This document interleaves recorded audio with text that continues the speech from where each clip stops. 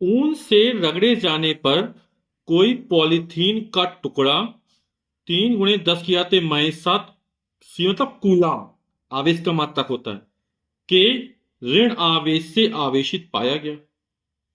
स्थानांतरित किस पदार्थ से किस पदार्थ में इलेक्ट्रॉनों की संख्या आंकलित कीजिए। तो ऊन से जब रगड़ा गया तो पॉलीथीन का जो टुकड़ा है वो ऋणावेशित हो गया। इसका मतलब है कि रगड़े जाने पर ऊन से इलेक्ट्रॉन निकलकर किसमें आ गए, पॉलीथीन के टुकड़े पर आ गए। ठीक है, यानी पॉलीथीन में इलेक्ट्रॉनों की संख्या सामान्य की अपेक्षा ज्यादा हो गई, इसलिए पॉलीथीन का टुकड़ा क्या हो गया, ऋण आवेशित हो गया। तो कितने इलेक्ट्रॉन स्थानांतरित हुए वो हमें ज्ञात करना है, और किस पदार्थ से किस पदार्थ में हुए। तो जो इलेक्ट्रॉन हैं वो ऊन से पॉलीथीन के टुकड़े में स्थानांतरित हुए।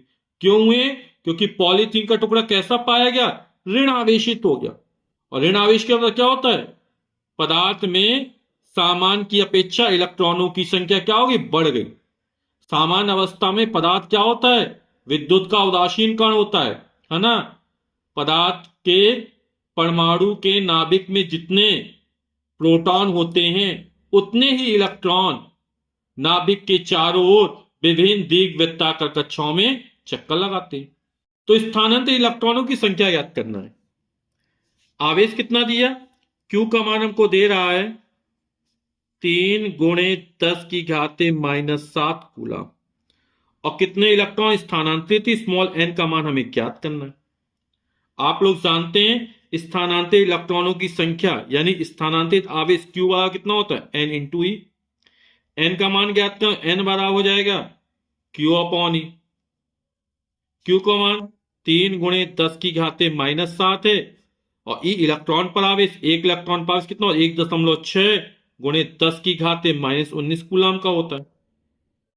तो कितना हो जाएगा, -19 को ऊपर ले जाएंगे तो प्लस हो जाएगा, और 19 में 7 जाएगा तो इसको ले सकते हैं 0.0 बढ़ा दे तो हो जाएगा 30/16 गुणे 10⁻⁻7, और -19 ऊपर तो प्लस का हो जाएगा, -7 + 19 यानी प्लस का 12 आ जाएगा।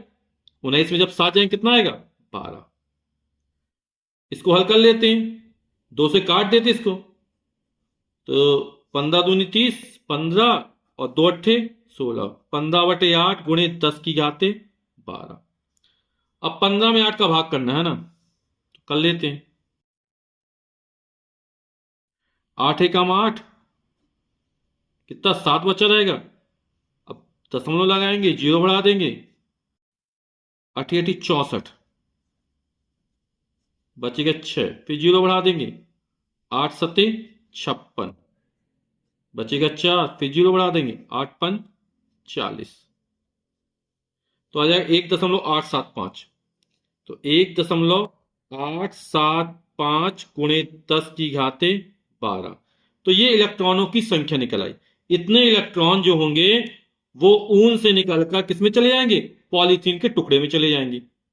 तो 1.875 गुणे 10⁻12 इलेक्ट्रॉन ऊन से पॉलीथीन के टुकड़े पर स्थानांतरित होते हैं। अब कह रहा है क्या ऊन से पॉलीथीन में संहति का स्थानांतरण भी होता है, संहति द्रव्यमान भी ट्रांसफर होता है क्या।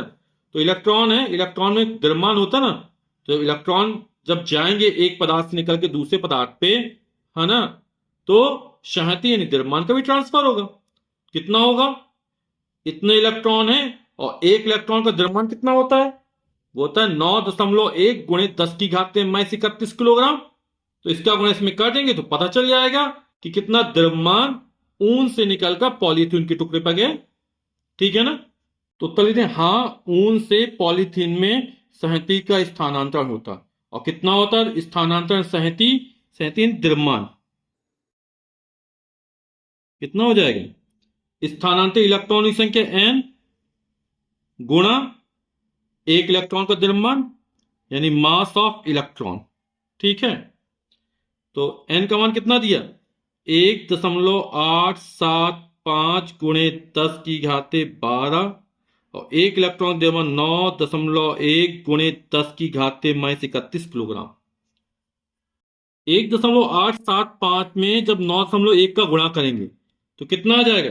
ये आएगा गुणा कर 17.0625 गुणे 10 की घाते, आधार समान है तो गुणा होगा, तो 12 में -31 जोड़ेंगे, कितना है? 12 में -31 जोड़ेंगे तो कितना आ जाएगा? यह आ जाएगा -19 आ जाएगा, तो -19 हो जाएगा। दशमलव यहां स्थान, इसको एक स्थान वाला आते, यहां किसका आते हैं तो प्लस का एक और जुड़ जाएगा, तो ये 1.7625 गुणे 10 की घाते कितना हो जाएगा? -18 इतने किलोग्राम, है ना। तो यही हमारा आंसर हो जाएगा। या इसको निकटतम मान में लिखना हो तो कितना हो जाएगा? ये हो जाएगा 1.7, ये 6 है तो 1 हो जाएगा, गुणे 10 की घाते -18 किलोग्राम। ठीक, तो ये भी उत्तर सही है, ये भी उत्तर सही है।